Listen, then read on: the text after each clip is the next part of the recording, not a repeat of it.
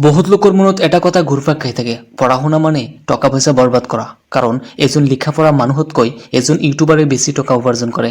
কিছুমানে কৈ থাকে এই ফিল্ডত বহুত আগতে আহিব লাগিছিল, এতিয়া এটা বিজনেছ ষ্টাৰ্ট কৰিব পাৰিলোহেঁতেন। বহুত মানুহে এনেকুৱাও কৈ থাকে যে পঢ়া-শুনাতকৈ এটা ভাল স্কিল শিকি আৰু তাৰ ওপৰত কাম কৰক আৰু ইয়াত বহুত প্ৰফিট আছে।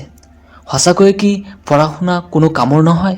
তেন্তে মই আপোনাক ক'ব বিচাৰিম যে আপুনি একচুৱেলি 70% মানুহতকৈ বহুত আগুৱাই আছে।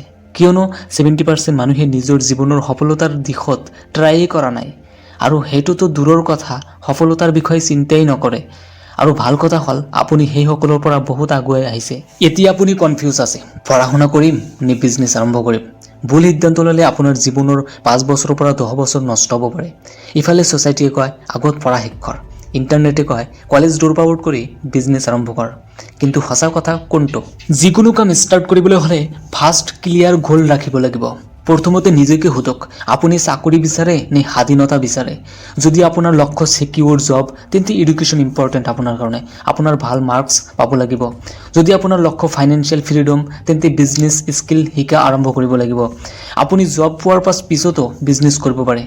কিন্তু আপুনি যদি অকল চাকৰি কৰিব বিচাৰে, তেন্তে আপোনাক পঢ়িব লাগিব, ভাল মাৰ্কছ পাব লাগিব আৰু ভাল ৰিজিউমে বনাব লাগিব।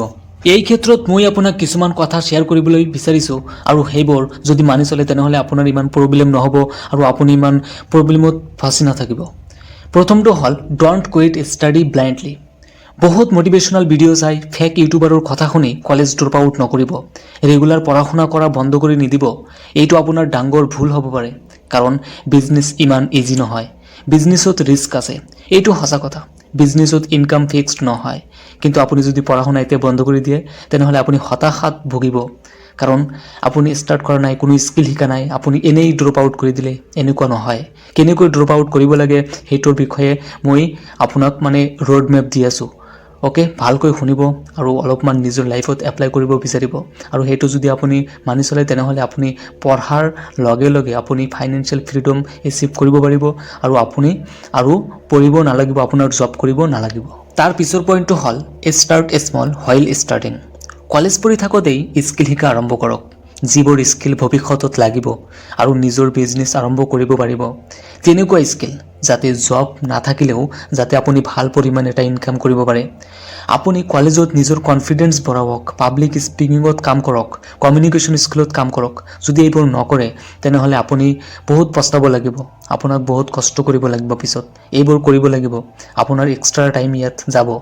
আৰু কিছুমান স্কিল যিবোৰে আপোনাক ইনকাম জেনেৰেট কৰি দিব পাৰে, অলপমান হ'লেও দিব। তেনেকুৱা স্কিলৰ ভিতৰত পৰে freelancing, video' editing, teaching, mobile repairing, online business, AI learning. Writing কৰি থাকিলে পাৰফেক্ট টাইম নাহে, সময় পাৰ হৈ যায়, কলেজ শেষ হৈ যায়, মূৰত ৰেছপঞ্চিবিলিটি আহি পৰে, বহুত সমস্যা হয়। ষ্টাৰ্ট কৰিলে এক্সপিৰিয়েঞ্চ বাঢ়ে, কনফিডেন্স বাঢ়ে, নলেজ বাঢ়ে, ইনকাম জেনেৰেট হয়।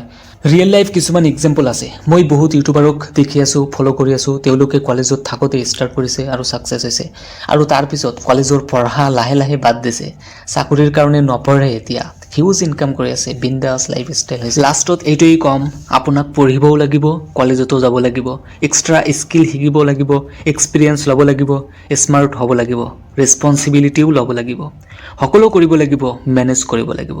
তেতিয়া ফাইনেন্সিয়েল ফ্ৰীডম আহিব। কষ্ট কৰক, স্মাৰ্ট ৱৰ্ক কৰক, বহুত টকা ইনকাম কৰক, যাতে আৰু চাকৰি কৰিব নালাগে, যাতে আৰু এনেকুৱা ট্ৰেডিশ্যনেল পঢ়া-শুনা কৰিব নালাগে।